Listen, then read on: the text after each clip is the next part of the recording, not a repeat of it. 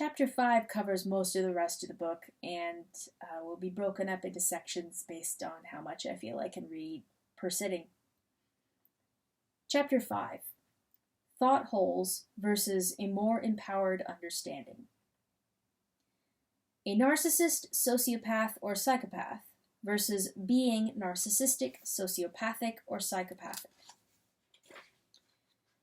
The word narcissist is one that is commonly used in the concept of narcissistic abuse.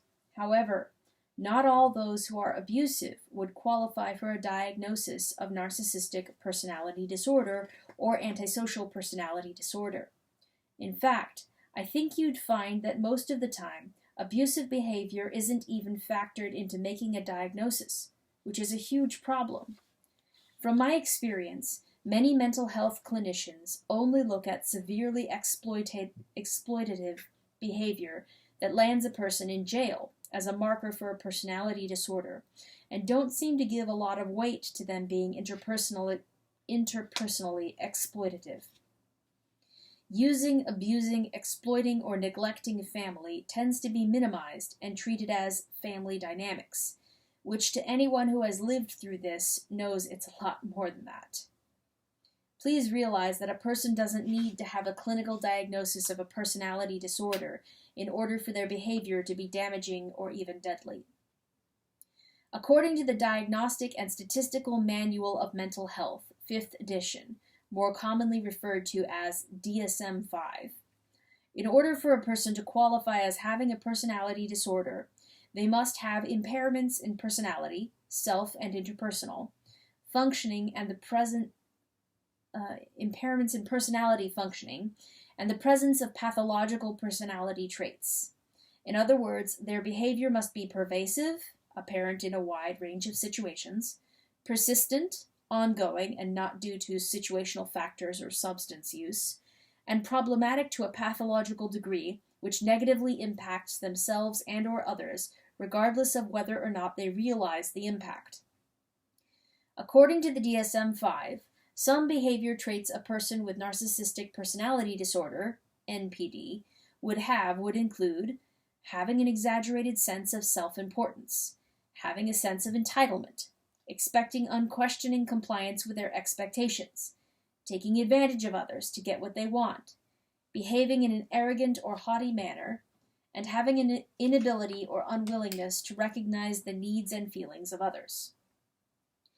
And for a person to be diagnosed with antisocial personality disorder, ASPD, some behavior traits would include being driven by their need to gain self-esteem through personal gain, power, or pleasure, often at the expense of others, having a lack of concern for the feelings, needs, or suffering of others, a lack of remorse after mistreating another person, being incapable of having mutually intimate relationships, and mainly interacting with others through exploitation, deceit, and coercion. People with ASPD use dominance or intimidation to control others, and are often manipulative, deceitful, cold, and callous to the impact of their behavior on others, but often come across as sincere and charming, and are hostile as well as often irresponsible and impulsive.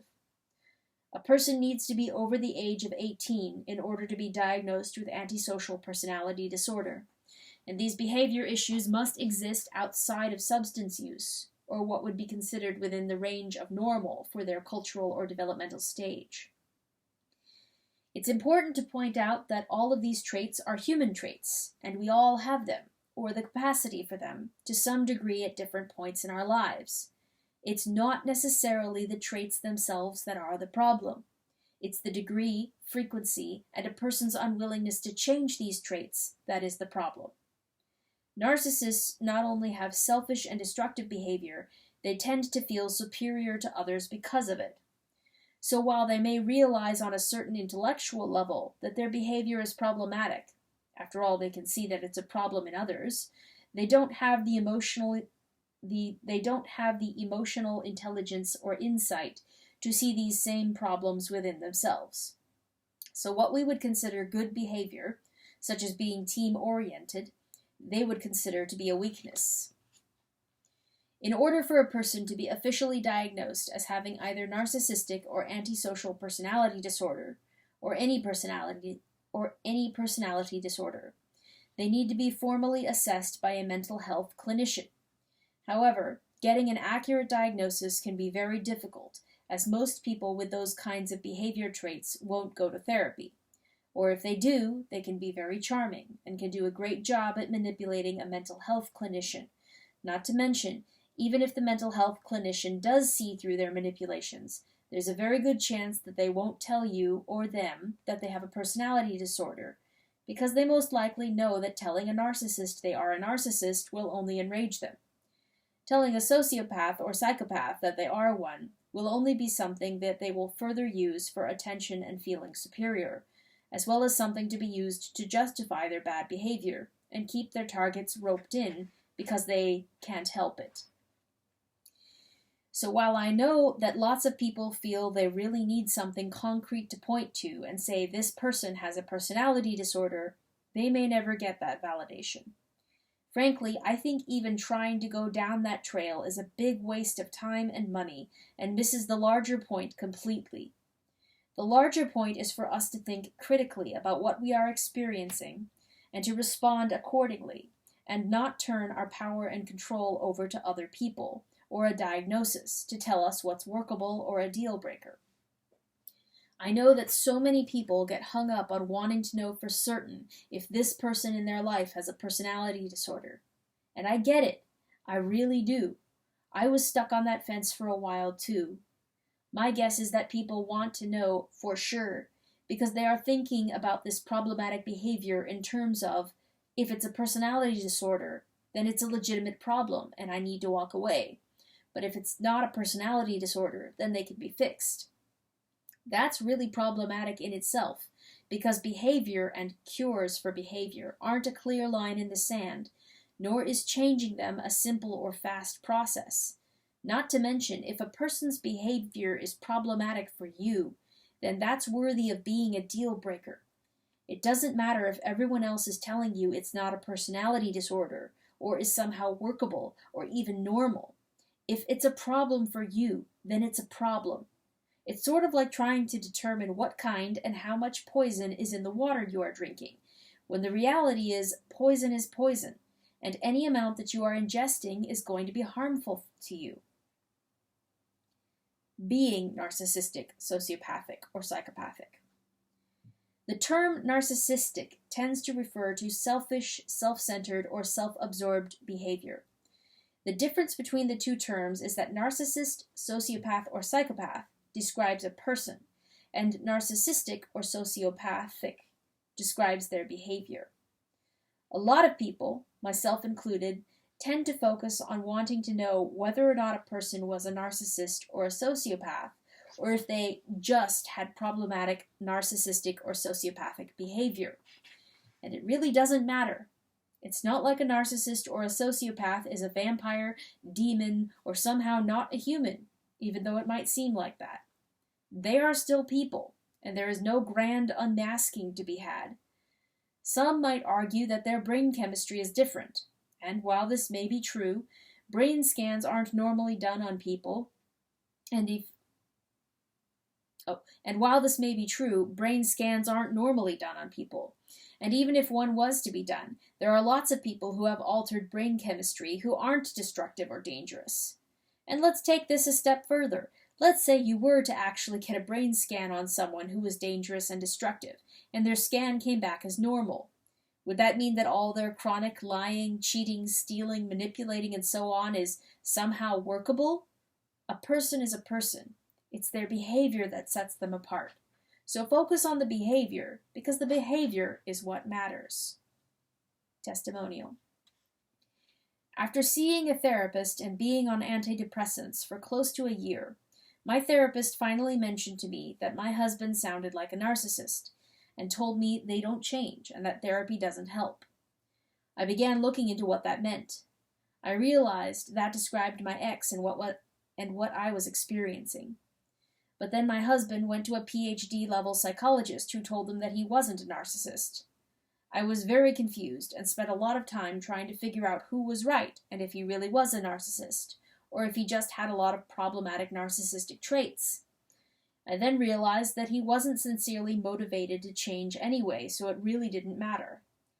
I felt bad divorcing him because he wasn't abusive, but my therapist pointed out that him giving the silent treatment, as well as being controlling, condescending, continually critical, and crazy-making, was abusive. That was the validation and clarity I needed in order to leave, and I don't regret it one bit. I have no idea how I stayed married to him for so long. That relationship was sucking the life out of me, and I didn't even realize how bad things were until I left. Janet. I'll just say news story every time there's a news story. There will be many of these. News story. Before doing a lot of work on my boundaries and standards, I used my abusive ex as the measuring stick for what I wouldn't put up with in my life, as well as what a narcissist was. I now realize that I don't need to stick around for a person to prove that they are indeed a full-out narcissist or sociopath in order to leave. If a person is problematically narcissistic, or even has remotely sociopathic behavior, I'm out the door.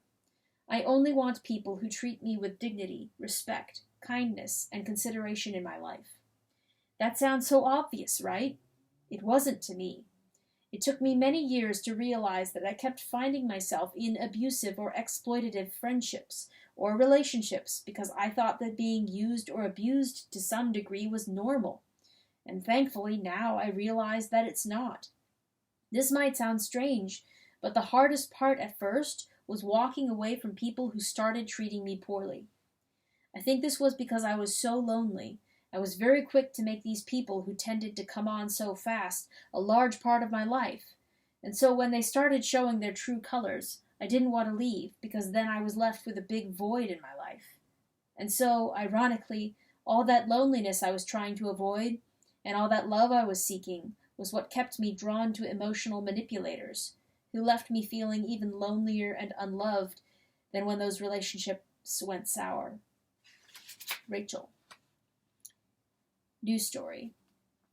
Narcissist, sociopath, narcissist, narcissistic, sociopath, sociopathic, potato. I don't care what people call it. A person who acts like a selfish, manipulative jerk is a deal breaker for me. Scott. A partner versus a target. A partner. A partner is someone who is ready, willing, and able to work together as a team towards some sort of shared goal. Some examples of shared goals might be to be happily married, to raise children into healthy, responsible adults, or to have a certain degree of financial stability. When two people with a true team mentality come together as far as dating, marriage, friendship, or in a work environment, they create a partnership. A target. To be a target means to be someone who has been selected to be on the receiving end of some sort of attack, whether that attack is to be abused, used, exploited, or neglected in some way. Narcissists often form dynamics with people whom they have targeted as a source of supply. Supply is what a narcissistic person is trying to gain from their target. Some common forms of supply are sex, money, housing, transportation, social status, public image, or to feed their own ego by grinding their target down so that they can feel better about themselves. So, for example, if that narcissist is a bully, then he'll target a person he thinks he can intimidate and harass, because it makes him feel stronger or less weak. If that emotional manipulator is an online dating scammer, he will target people who look like they have money. If that emotional manipulator is a significant other, he may initially target a person because he thinks that person has money, or because he finds that person attractive, or wants sex from them, or because dating that person helps with his public image. Or that person might be targeted because he wants to break up their marriage, because doing so makes him feel smug and superior. In terms of a really sadistic narcissistic person, he may target a person with the intention of taking them to the highest high emotionally and then dropping them to the lowest low. And the more pain that person experiences, the more that narcissistic person enjoys it because it makes him feel strong and powerful. The cycle that so many people with a narcissistic partner get stuck in is thinking that this person is actually a partner, meaning that they are on the same team. Narcissists are only ever on their team. They might do a great job of trying to convince you that you are soulmates and that you are indeed on the same team, but their actions will consistently show otherwise. If a person is working on the same team as you, they don't actively work against you, lie, cheat, steal when you aren't looking. They don't grind you down with subtle put-downs, insults, or a barrage of verbal and emotional abuse. They don't hit, demean, belittle, or induce fear. None of this is love, and none of this is how a partner treats the other. It can take a person many years, if not decades, to fully wrap their head around the fact that their significant other isn't a partner. It's hard for a person to understand how someone could be so emotionally detached and care so little about them or their children. If a narcissist stays married to someone, but continues to lie, cheat, siphon funds, etc., it's not because they view this person as a partner. It's because this person is their target and they are using them. Maybe they don't want to move out, or maybe they don't want to pay child support, or because they like the social status or public image of being married. Bottom line, they don't want to be inconvenienced in any way, shape, or form. Because this is all one giant manipulation, or game, where they want to win, they will often keep their partner on the hook by either increasing their abusive behavior, or by telling them everything they need to hear, and getting better at hiding what they are really up to. When the truth comes out, it really is just shocking to see their lack of conscience in motion, because they will go to such great lengths to keep their current partner roped in, such as having another baby, buying a house, adopting a pet, you name it, and the whole time none of it means anything to them. If they are living a double life, they may be doing the exact same things with another person. This is because there is no real depth to a narcissistic person's emotions, because it's all about them and what they want. This blinding degree of selfishness can cause a person to, at a minimum, neglect others around them, and at a maximum, be driven to exploiting and abusing others in order to meet their own selfish needs. To consider a narcissist a partner is like considering an online dating scammer, terrorist, or cult leader a partner. It's important that we look at the other person's actions and not keep someone in our life based simply on how we feel about them, but more so based on how they are treating us. You may love them, but if they are actively working against you or are in any way dangerous or destructive, you'd be wise to distance yourself from them. If a person is pulling on the other side of the rope when you aren't looking, then you two are not on the same team. If they are pulling on the other side of the rope when you aren't looking, and then when they get caught start pulling on the same side of the rope until you catch them again, then you are being manipulated. This person is not a partner, and you are a target. News story. For years, I stayed married to a man because I thought we were partners in a committed relationship. I put up with his abuse, his lies, and his cheating, all because I kept thinking we were partners, and that eventually he'd come around and start treating me and the children with respect. I guess I thought we'd eventually earn his love, and that he would eventually change. Once I heard the word target, my whole relationship, if you could even call it that, began to make a lot more sense. He didn't love me. He used me because I took care of him, and he used his children to feed his ego. I can't believe I mistook his abuse for something normal, let alone love. Tamara.